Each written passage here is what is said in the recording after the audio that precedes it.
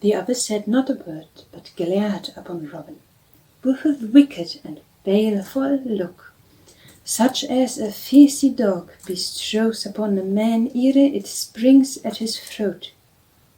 Robin returned the gaze with one of wide-eyed innocence, not a shadow of a smile twinkling in his eyes or twitching at the corners of his mouth. So they sat staring at one another for a long time, until the stranger broke the silence suddenly. "What is thy name, fellow?" said he. "Now," quoth Robin, "I am right glad to hear thee speak, for I began to fear the sight of me had stricken thee dumb. As for my name, it may be this, or it may be that, but methinkest it is more meet for thee to tell me thine, seeing that thou art the greater stranger in these parts.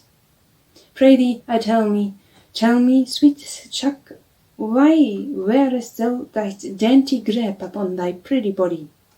At these words the other broke in a short, harsh roar of laughter. "By the bones of the demon Odin," said he, "thou art the boldest spoken man that ever I have seen in all my life. I know not why I do not smithen thee down where thou smittest, for only 2 days ago I shrieken at a man over back of Nottingham town for saying not half so much to me as thou hast done.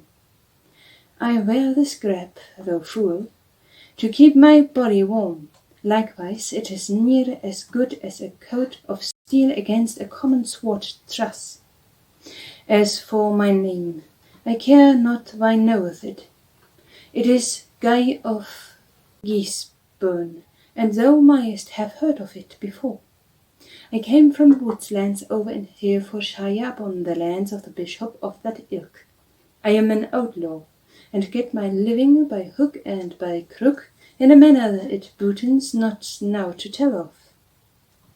Not long ago, since the bishop sent me, and said that if I would do a certain thing to the sheriff of Nottingham would ask of me, he would get me a free pardon, and give me 10 pounds to boot. So straightway I came to Nottingham town and found my sweet sheriff, and what thinkest thou he wanted of me? Why, forsooth, to come here to Sherwood to hunt up on one Robin Hood, also an outlaw, and to take him alive or dead. It seemeth that they have no one here to face that bold fellow, and so send all the way to Herefordshire and to me, for thou knowest the old saying, set a thief to catch a thief.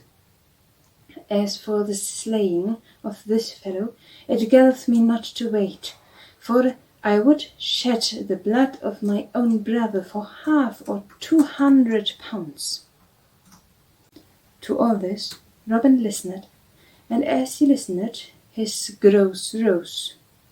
Well he knew this Guy of Gisborne, and of all the bloody and murderous deeds that he had done in Herefordshire, for his doings were famous throughout all the land.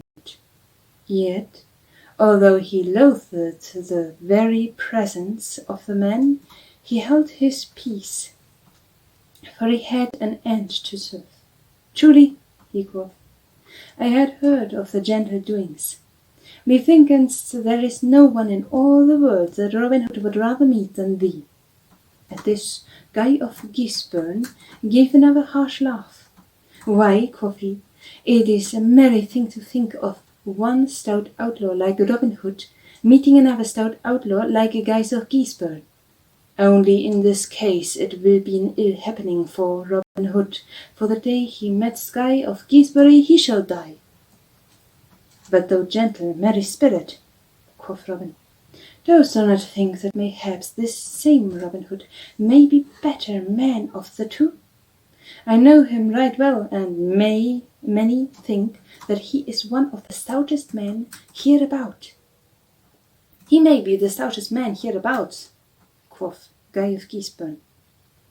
Yet to tell thee, fellow, this steed of yours is not the wide world. I lay my life upon it. I am the better man of the two. he an outlaw, forsooth. Why, I hear that he hath never let blood in all his life, saving when he first came to the forest. Some call him a great archer. Marry, I would not be afraid to stand against him all the days of the year with a blow in my hand. Why, truly, some folks do call him a great archer, said Robin Hood, but we of Nottinghamshire are famous hands of the longbow. Even I, though but a simple hand of the craft, would not fear to try a bout with thee. At these words Guy of Gisborough looked upon Robin with wondrous eyes, and then gave another roar of laughter till the woods rang. Now, quoth he, thou art a bold fellow to talk to me in this way. I like thy spirit in so speaking up to me, for few men have dared to do so. Put up thy garland, lad, and I will try a bout with thee. To do't, quoth Robin. Only babes shoot at garlands hereabouts. I will put up a good Nottingham mark for thee. So saying, he arose, and going to a hazel thicket not far off, he cut a wand about twice the thickness of a man's thumb.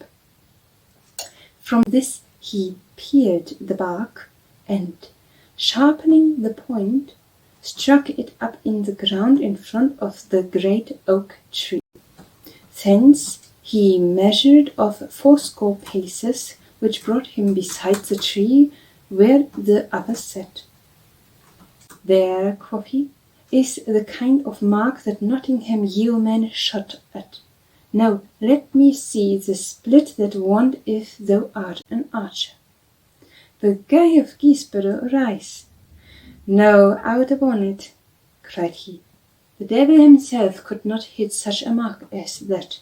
Mayhaps he could, and mayhaps he could not, quoth merry Robin, but that we shall never know till thou hast shot 3 at. At these words Guy of Gisborough looked upon Robin with knit bows, but as the yeoman still looked innocent of an ill meaning, he bottled his words and struck his bow in silence. Twice he shot, but neither time did he hit the wand, missing it the first time by a span, and the second time by a good palm's breadth. Robin laughed and laughed. I see now, quoth he, that the devil himself could not hit that mark. Good fellow, if thou art no better with the broadsword than thou art with the bow and arrow, thou wilt never overcome Robin Hood. As these words, Guy of Gisborough glared savagely up on Robin.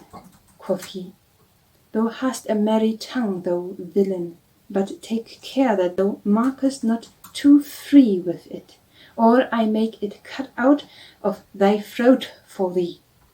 Robin Hood struck his bow and took his place with never a word, albeit his heart-string quivered with anger and loathing. Twice he shot, the first time hitting within an inch of the wand, and the second time splitting it fairly in the middle. Then, without giving the other a chance to speech, he flung his bow upon the ground. There, thou bloody villain, cried he fiercely, let that show thee how little thou knowest of many sports.